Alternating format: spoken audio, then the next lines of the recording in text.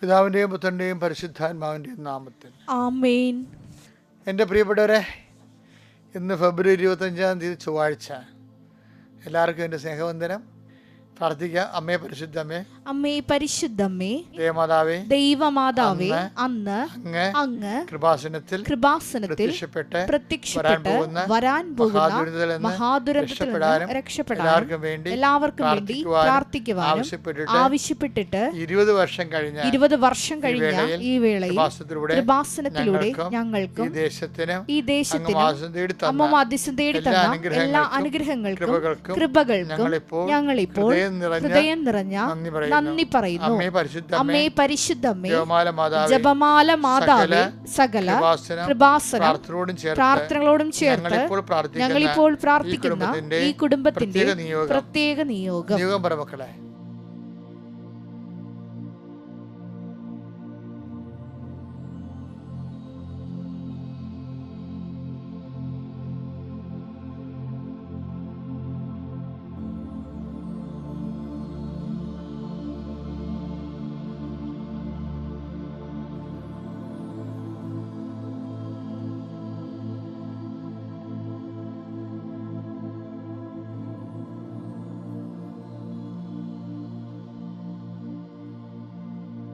അമ്മയുടെ പ്രത്യക്ഷീകരണത്തിന്റെ ഈ ദ്വാദശക വേളയിൽ ഞങ്ങൾക്ക് സാധിച്ചു തരുവാൻ കനിയണമേ.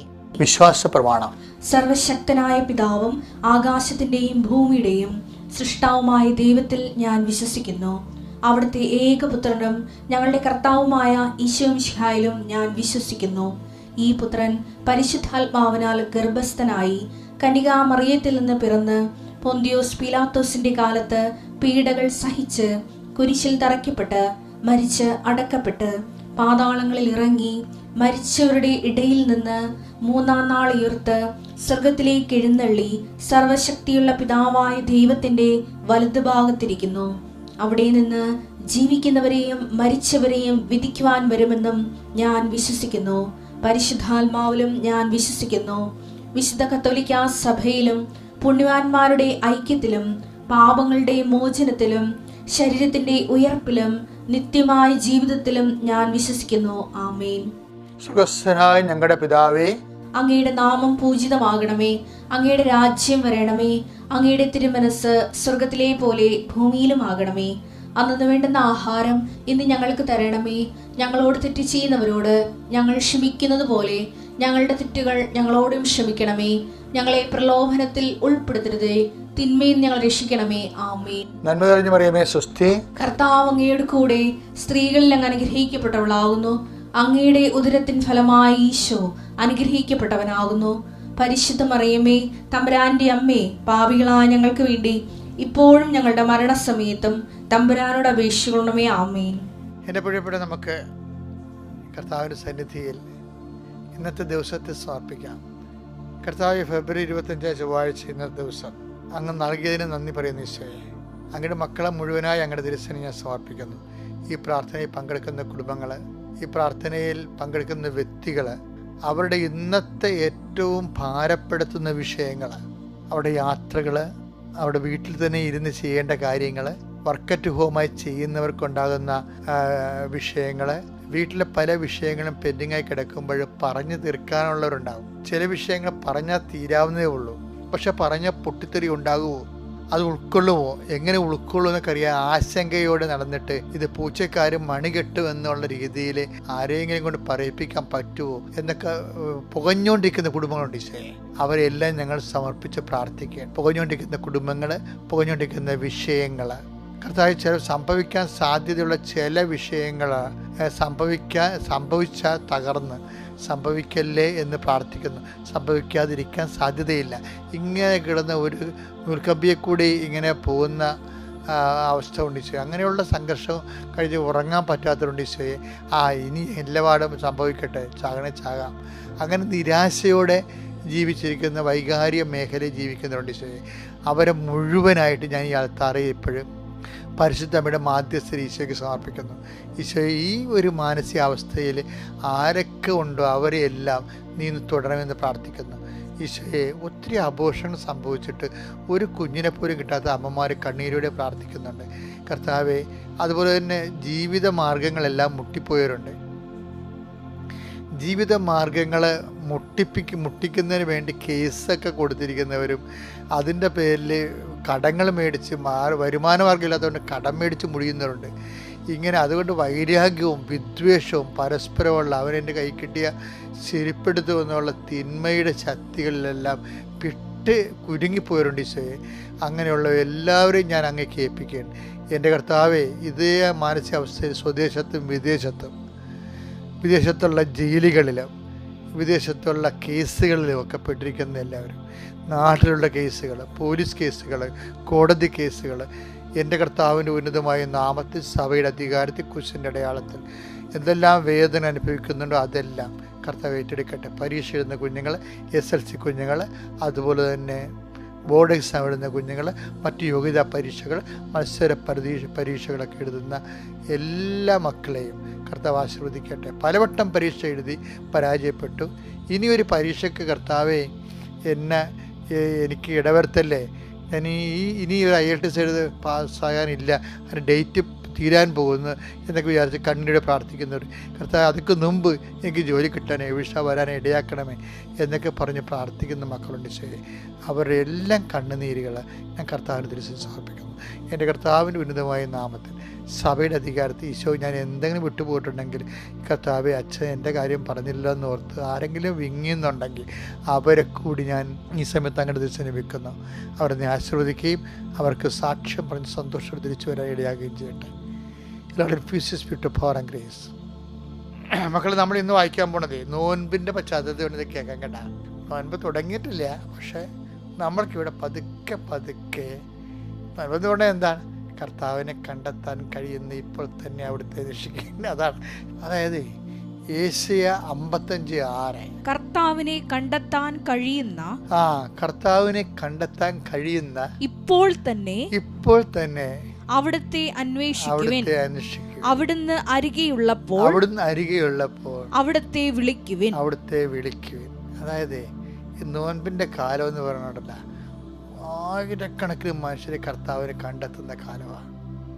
അതുകൊണ്ട് തന്നെ നിങ്ങൾ നോൻപിൻ്റെ ഒപ്പം കൂടി സഞ്ചരിക്കണം, നോൻപിനോട് ചേർന്ന് സംഘടിപ്പിക്കും. നോൻപെന്ന് പറയുമ്പോൾ നെഗറ്റീവായിട്ട് എടുക്കരുത് കേട്ടോ, അതിനുള്ള പോസിറ്റീവായിട്ട് കർത്താവിനെ കണ്ടെത്തുന്നൊരു കാലമാണ്. കർത്താവിനെ എന്തെല്ലാം തരത്തിൽ കണ്ടെത്താൻ പറ്റുമെന്നറിയോ? ഇപ്പം നമ്മളിപ്പോൾ യാക്കോബിൻ്റെ നമ്മൾ കാണിക്കുന്ന ഭക്തികളില്ലേ, ഭക്തികളെന്ന് വെച്ചാൽ കളങ്കിത കച്ചവടക്കാരെന്നൊക്കെ പറയില്ലേ. കളങ്കിത കച്ചവടക്കാരെന്നൊക്കെ പറയുമ്പോൾ ആരാണ്? സർക്കാരിനൊക്കെ വെട്ടിക്കുകയും പൊത്തിവെക്കുകയും ചെയ്യുമ്പോൾ, അതുപോലെ തന്നെ നല്ലതല്ലാത്ത സാധനങ്ങൾ വിറ്റ് ലാഭം ഉണ്ടാക്കുന്നവരൊക്കെ ഇല്ലേ.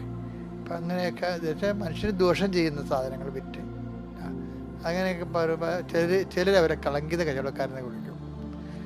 പക്ഷേ നമ്മുടെ ഈ ആധ്യാത്മിക മേഖലയിൽ ഭക്തിയുടെ കാര്യത്തിലും കളങ്കിത ഭക്തി ഉണ്ടെന്നാണ് കർത്താവിൻ്റെ വചനത്തിലും. നിഷ്കളങ്കമായ ഭക്തിയുണ്ട്. അപ്പോൾ നോൻപ് കാലം ഭയങ്കര ഭക്തിയുടെ കാലമാണല്ലോ, അല്ലേ? കുരിശിൻ്റെ വഴി ഞങ്ങൾ ഇവിടെ ആലപ്പുഴ, എറണാകുളത്തൊക്കെ ആണെങ്കിൽ, ജില്ലകളിലൊക്കെ ആണെങ്കിൽ ദേവാസ്തവിളി, പുത്തമ്പാന, അമ്മാനം, അങ്ങനെ കുറേ ആചാരാനുഷ്ഠാനങ്ങൾ, ഭയങ്കര സമൃദ്ധമായ ആചാരാനുഷ്ഠാനം. അതെല്ലാം ഭക്തിരസത്തിലൂടെ ജീവിത ആന്തരിക വിശുദ്ധി ഉണ്ടാക്കുന്നതിന് സഹായിക്കുന്നതാണ്. പക്ഷേ ഇങ്ങനെയുള്ള ഭക്തികൾ അതിന് തന്നെ രണ്ട് തരമുണ്ടെന്നാണ് യാക്കോബ് പറയുന്നത്. യാക്കോബ് പറയുന്നത് കളങ്കിത ഭക്തിയുണ്ട്, നിഷ്കളങ്ക ഭക്തിയുണ്ടെന്നാണ് പറയുന്നത്. ഇപ്പം നമ്മുടേത് ഒന്ന് ചിന്തിക്കണമല്ല, നമ്മുടെ ഭക്തി കളങ്കിതമാണ്, അതാ നിഷ്കളങ്കമാണ്. യാക്കോബ് 1:27 വായിച്ചേ. പിതാവായ ദൈവത്തിന്റെ മുൻപിൽ പരിശുദ്ധവും നിഷ്കളങ്കവുമായ ഭക്തി ഇതാണ് അനാഥരുടെയും വിധവകളുടെയും ഞെരുക്കങ്ങളിൽ അവരുടെ സഹായത്തിനെത്തുക. അതാണ് ഭക്തിയാണ്, നിഷ്കളങ്കമായ ഭക്തി. കാര്യം നമുക്കൊന്നും ഇങ്ങോട്ട് കിട്ടത്തില്ല. ദൈവമാണ് അവരെ സന്ധിക്കേണ്ടത്, ദൈവത്തിന്റെ പേരിൽ നമ്മൾ സന്ധിക്കുകയാണ്. അത് അപ്പോഴാണ് ഭക്തിയാകണത്. ദൈവമാണ് അനാഥകളെയും വിധവകളെയും സംരക്ഷിക്കേണ്ടത്. അപ്പം മനുഷ്യൻ എന്ന നിലയിൽ നമ്മളെ സൃഷ്ടിച്ചിരിക്കുകയാണ് അവരെ സന്ധിക്കാൻ വേണ്ടി. അപ്പം ദൈവത്തിൻ്റെ പേരിൽ, ദൈവത്തിന് വേണ്ടിയാണ് നമ്മൾ അവരെ അനാഥരെയും വിധവകളെയും സംരക്ഷിക്കുന്നത്. അത് ദൈവത്തോടുള്ള ഭക്തിയാണ്. അതിനെ വചനം വിളിക്കുന്നത് നിഷ്കളങ്കമായ ഭക്തി എന്നാണ്. ലോകത്തിന്റെ കളങ്കമേൽക്കാതെ ലോകത്തിന്റെ കളങ്കമേൽക്കാതെ തന്നെ തന്നെ കാത്തു സൂക്ഷിക്കുക. അപ്പൊ കളങ്കിത ഭക്തിയുണ്ട്. കളങ്കിത ഭക്തി എന്ന് വെച്ച് കഴിഞ്ഞാൽ അതിൻ്റെ അകത്ത് 100% നമ്മുടെ ആ ഭക്തിയുടെ ഉദ്ദേശം നമ്മളുടെ ആവശ്യങ്ങളായിരിക്കും. അത് പാലം കയറുവോളും നാരായണ, പാലം കയറി കഴിഞ്ഞ് കൂരായണ എന്നൊക്കെ പറയും. അതുപോലെ തന്നെ അതുപോലെ തന്നെ കളങ്കിത. ഇപ്പോൾ ചില ആൾക്കാരൊക്കെ ചില പള്ളികളൊക്കെ ഉരുള് നേർച്ചയൊക്കെ ഇല്ല. എനിക്ക് ഭയങ്കര ഇഷ്ടമുള്ള നേർച്ചയാണത്. കാര്യം സ്റ്റാറ്റസ് ഡിമിനിഷ് ആക്കുന്ന, എളിമപ്പെടുത്തുന്ന ഒരു സംഭവമാണ്. അപ്പോൾ ആൾക്കാർ ഉരുണ്ടൊക്കെ പോവും. ഇപ്പം ഞാൻ ചിലരൊക്കെ പള്ളിയിലൊക്കെ കൊച്ചനായിട്ട് വർക്ക് ചെയ്യുമ്പോൾ ഞാൻ ചോദിക്കും, എന്തിനാണ് ഇങ്ങനെ ഉരുണ്ട് വന്നത്? ഇപ്പോൾ മാതാവിൻ്റെ സെബസ്ത്യാനോസിൻ്റെ പുണ്യാണ്ട് നേർച്ചയ്ക്ക് ആൾക്കാർ ഉരുണ്ട് വരും. ആ ഇടലക്കുരിശ് നാനവാതിൽ വരെ ഉരുണ്ട് വരും. അപ്പോൾ ഞാൻ ചോദിക്കും, എന്തിനാണ് ഇങ്ങനെ ഉരുണ്ടത് എന്ന് ചോദിക്കുമ്പോൾ പറയും, പക്ഷെ ഭയങ്കര വയറുവേദനയെന്ന് വെച്ചാൽ അതൊന്ന് മാറാൻ വേണ്ടി ഞാൻ അന്ന് നേർന്നതാണ്. അപ്പം അത് കറക്റ്റ് മാറിയത്. പക്ഷെ എന്താ സംഭവം, അവരുടെ ആ ഒരു രോഗത്തിൻ്റെ സൗഖ്യത്തിന് വേണ്ടിയാണ് ഇത്രയും പങ്കപ്പാട് അനുഭവിച്ചത്. അപ്പം അതിനകത്ത് ദൈവത്തിനല്ല ദൈവത്തിന് പ്രാധാന്യം ഉണ്ടെങ്കിലും അവരുടെ ഒരു ആവശ്യം കൂടി അതിനകത്ത് ഉണ്ട്. അപ്പം അങ്ങനെ അവരുടെ ആവശ്യമുള്ളത് ഉണ്ടായിക്കഴിഞ്ഞാൽ പിന്നീട് അവരുടെ ജീവിതത്തിൽ ദൈവികമായ ജീവിത സുവിശേഷത്തിൻ്റെ ചൈതന്യമൊന്നും ഇല്ലെന്നുണ്ടെങ്കിൽ ഈ ഭക്തി കളങ്കിത ഭക്തിയാകും. അതൊരു സീരിയസാണ്, സൂക്ഷിക്കണം. ഇപ്പം ഞാനൊരു സ്ഥലത്ത് വികാരിയല്ല കൊച്ചച്ഛനായിട്ടിരിക്കുകയാണ്. അപ്പം കുരിശിൻ്റെ വഴി നടത്തുകയാണ്. വീട് തോറും കുരിശിൻ്റെ വഴി പോകുമ്പോൾ എൻ്റെ കൂടെ ഉണ്ടായിരുന്ന ചേട്ടത്തിയാണ്.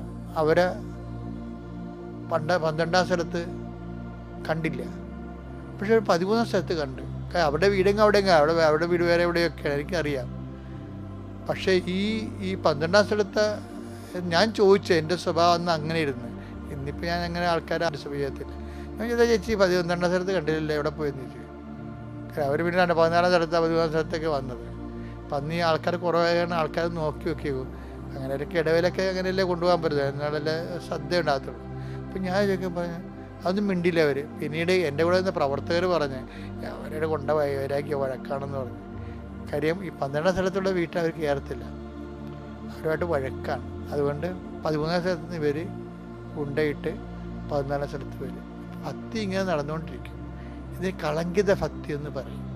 നോൻപ് കാലത്ത് ഇങ്ങനെയുള്ള അഭ്യാസം ഉണ്ടാകാതിരിക്കാൻ ആദ്യം പറഞ്ഞ പോലെ അനാഥരെയും വിധവകളുടെയും കർത്താവിന് വേണ്ടി അവർക്ക് നമ്മുടെ ഒരു കെയർ കൊടുക്കാൻ വേണ്ടി കർത്താവിൻ്റെ നാമത്തിൽ കർത്താവ് ചെയ്യേണ്ട ജോലി കർത്താവിന് വേണ്ടി നമ്മൾ ചെയ്യുമ്പോൾ അത് കർത്താവിനുള്ള ഭക്തിയായിട്ടും നിഷ്കളങ്ക ഭക്തിയായിട്ട് ദൈവം സ്വീകരിക്കാനിട. അങ്ങനെയാണ് നമ്മൾ ആത്മാവിൽ അവിടുത്തെ കണ്ടെത്താൻ കഴിയുന്ന. ഇപ്പോൾ തന്നെ അവിടുത്തെ അന്വേഷിക്കാൻ പറഞ്ഞില്ലേ, ഇങ്ങനെയാണ് അന്വേഷിക്കേണ്ടത്. Okay, thank you. അത്യപൂർവ ദൈവാനുഭവങ്ങൾ ഇനി നിങ്ങൾക്കും സ്വന്തം. ഈ യൂട്യൂബ് ചാനൽ ഇതുവരെ സബ്സ്ക്രൈബ് ചെയ്തിട്ടില്ലെങ്കിൽ ഇപ്പോൾ തന്നെ സബ്സ്ക്രൈബ് ചെയ്യുക. ഈ വീഡിയോ ഇപ്പോൾ തന്നെ നിങ്ങളുടെ സുഹൃത്തുക്കൾക്ക് ഷെയർ ചെയ്തുകൊണ്ട് കർത്താവിന്റെ പ്രേക്ഷിതരാകുക.